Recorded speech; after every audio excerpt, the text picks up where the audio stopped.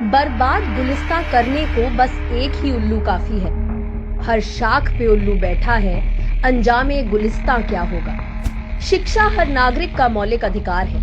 पहले की सरकारें सर्व शिक्षा अभियान और शिक्षा का अधिकार जैसी योजनाएं लाती थीं, ताकि कोई भी पीछे न रह जाए। लेकिन मोदी जी की नीतियां आम आदमी को पीछे खींचने का ही काम कर रही हैं। मोदी सरकार ने एक नया फैसला लिया है, जिसने पढ़ाई करके आगे बढ़ने की इच्छा रखने वाले लोगों के लिए परेशानी पैदा कर दी है। अब पढ़ाई के लिए हॉस्टल में रहने पर सरकार 12% जीएसटी लेगी। किसान, मजदूर और मध्यम वर्गीय परिवारों से आने वाले छात्रों को परेशान करने का मोदी जी का ये नया फॉर्मूला है। गब्बर सिंह टैक्स वसूलने के सरकार के इस फैसले से छात्रों की परेशानी बढ़ गई है। सुनिए क्या कह रहे हैं वो। वर्तमान में छात्रों के हित में तो बिल्कुल भी नहीं है।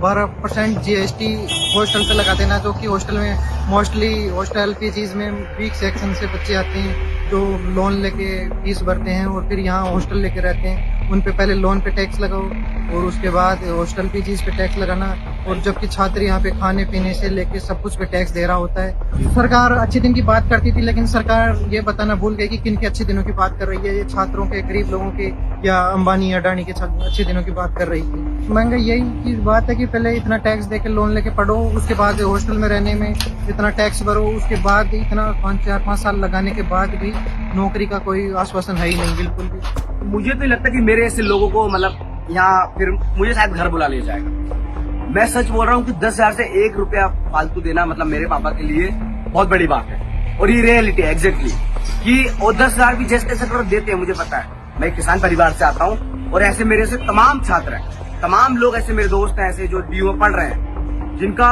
8,000 6,000 घर से पैसे आ रहे हैं। अब बताइए कि अब जब उन पर जीएसटी लगा दी जाएगी तो वो कैसे पढ़ने का मौका मिलेगा। तो यहाँ से सवाल भारत सरकार से, क्या आप बताइए यहाँ के मजदूर लोग ना पढ़े?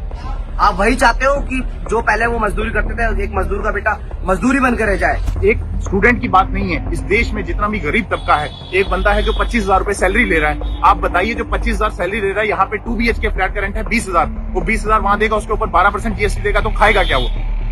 नौकरी तो आप प्रोवाइड कर नहीं रही है। इस देश में आप देख सकते हैं कि एजुकेशन को, पहले तो एजुकेशन को घटाने की कोशिश की जा रही है, नौकरियां आ नहीं रही हैं, तो एक आम आदमी कैसे जीवित रहेगा? ये सब्जियों की बात आती है तो हमारी जो फाइनेंस मिनिस्टर हैं, जिनके अंतर्गत ये जो फैसला आया है, वो कहती है कि मैं लहसुन और प्याज नहीं खाती, तो अब तो वो ये भी कहेंगे मैं पीजी और हॉस्टल में रहती। वो तो सीधा उनको सरकारी कोठी मिली हुई है, उनको तो कोई चीज से दिक्कत नहीं है। दिक्कत किसको है? इस गरीब को है, दिक्कत किसान को है, दिक्कत मजदूर को है, और उसके पढ़ने उसके जो उसका बेटा या कोई भी जो बाहर पढ़ रहा है, दिक्कत उसको है। ये काफी गलत फैसला है। इससे जो स्टूडेंट जो छात्र हैं, जैसे हम मेरे जैसे कई और भाई होंगे, उनका जो कॉस्ट ऑफ लिविंग होगा बहुत महंगा हो जाएगा, क्योंकि बड़े शहरों में रहना खाना सब बहुत महंगा है। अगर उससे गवर्नमेंट अगर 12% लेगी, ऑब्वियसली जो ये रूम के जो ओनर हैं या फ्लैट के जो ओनर हैं, तो वो हमसे ही वसूलेंगे। अगर ऐसा होगा तो भाई रहना हमारा बहुत मुश्किल हो जाएगा। ऐसा तो हमें जो पढ़ाई अपनी खत्म करनी पड़ेगी।